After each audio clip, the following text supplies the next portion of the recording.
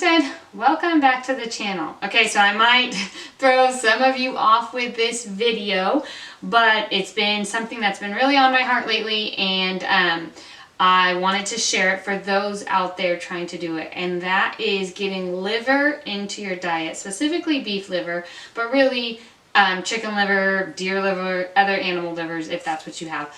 Liver is so important in our diets, and I didn't understand this until about a year ago when I started going deeper into our foods. I've always, probably for the last 5 years, been on this journey of healthy living, but now I'm at a place where I was really digging into all ingredients as well, and not focusing so much on what we're taking out of our diets, which is where I was at when I was trying to cleanse my daughter from her eczema and heal her guts, was removals.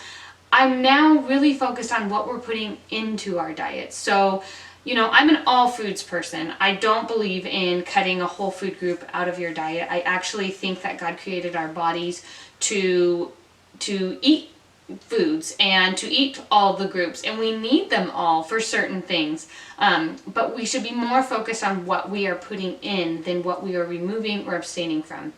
And one of the things that I never in my world thought that I would say is getting liver into your diet is highly important. Liver, I don't believe in a superfood. I think that your body needs so many foods. There isn't just one food that it needs more than anything else. However, if I were to have to pick a superfood, liver would probably be it. And here's why. It is so packed with vitamins and minerals. Vitamins and minerals that can get in one serving, like vitamin A.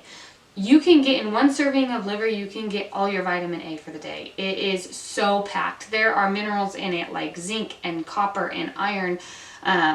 There's just so many good things about liver.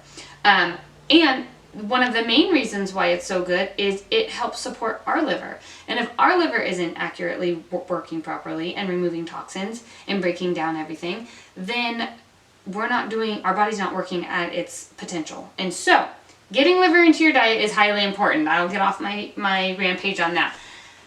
But I know what you're thinking, because I was thinking the same thing. How in the world am I going to get liver in my diet? I don't even like the taste of it. Now, I have acquired a taste for it. I don't mind it, but I'm used to eating a lot of weird things, so I don't mind a lot of things. I don't mind it, but I do get sick of it. So for a while, when I first learned about what a superfood liver was, I was eating it. I was making myself eat it all the time, and I actually was enjoying it. So for lunch, I'd make like a vegetable stir fry and get liver in it, and I had no problems eating it. But eventually I got really tired of it. And then I would go weeks without even getting any liver into my diet because I really just couldn't even stand the thought of cooking it up and eating it, even though I enjoyed the taste of it. So I had to come up with another way. And this is where this comes into handy. And this is dehydrating your liver and grinding it up into a powder, because then you can add it to anything and you won't even know it's there. So I actually put them into a capsule, into a pill form, and I take 4 of them a day. If I want to eat liver, that's fine, but typically lately I've been just dehydrating all my liver, blending it up into a powder, and then I leave some in a powder form just to throw into smoothies, and then I put the other half of it into capsules, and I take 4 of them a day. I'm getting my serving for the day of it. I don't taste it at all, and it's super easy to do. So that's what I'm going to show you how to do today. Now, you can do this with any liver. I'm doing it with beef liver. And the first thing you're going to do is take your liver, and this is from our own steer, and you want to get it out of its packaging, and you want to wash it really, really good. So my butcher does a really good job of cutting all of like the tissue and anything extra on it. But you want to really examine all of your pieces to make sure that is all getting off. So I'm just going to wash them really, really well with water.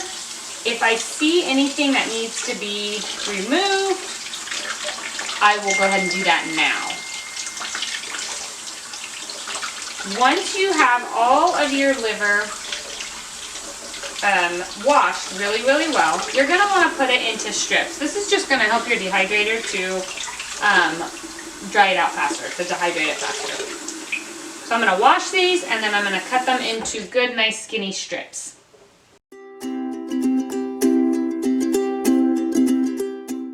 Okay, I am over here where my dehydrator is, and I am using an Excalibur 9-tray food dehydrator. I will link that in the description. I love my Excalibur dehydrator. I do not have the one with the timer on it. I just watch it. It sits on my back counter on the other side of my kitchen, and so I can always hear the hum of it when it's on, and then I just watch it as I go. I highly recommend this dehydrator. It works so well. I do so many things with my dehydrator, from dehydrating foods to incubating my yogurt, to rising bread. Like if I have to use my oven and my bread's rising, I can stick it in my dehydrator. So many uses to it. Okay, so what you're going to do is you're just going to take your liver and you're going to lay it out evenly onto your trays. And once they're all laid out, you'll just keep filling your trays until you have them all filled with your liver, and then you're going to set your setting to 165 degrees. So that is what the recommended on the Excalibur says for meats and jerkies, and so that's what I'm doing with my liver. Now you want your liver to be completely dehydrated. That means like nothing in it, and I will show you what that means because there's a test that I do with my liver before I know it's ready to start being blended up.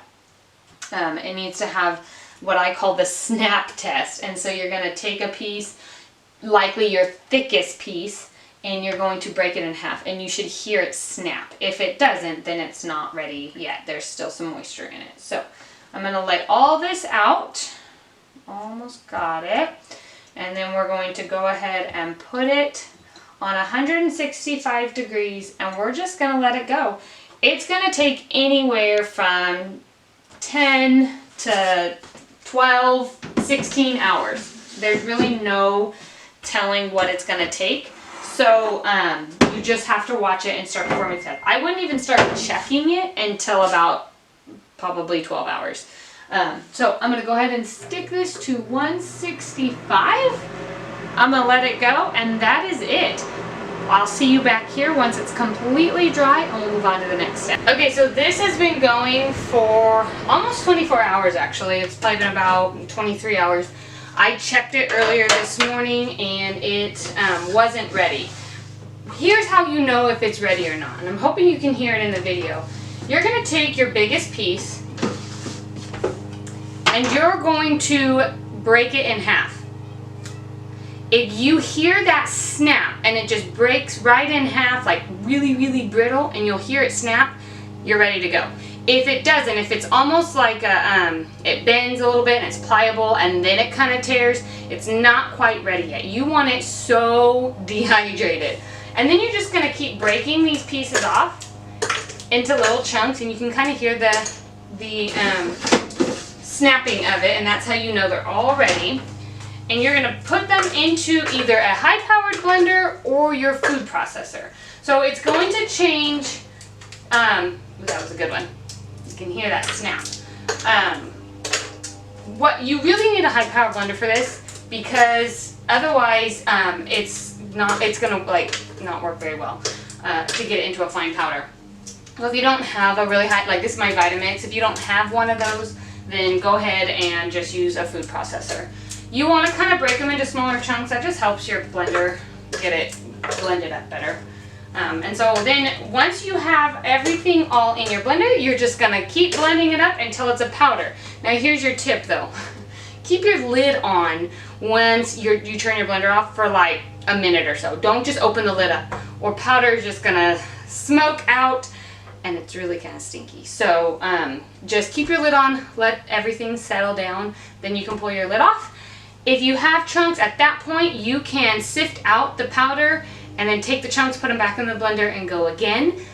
Or, like my chunks weren't very big, and I just left them because a lot of times we throw it into a smoothie, and so you can't even, it blends back up again anyways once it's in the smoothie. And even the chunks are so little and so small, it's like not a fine powder, it's just kind of granules, and that works fine putting them in a capsule as well. So I'm going to get this blended up, and then we will make it into a powder.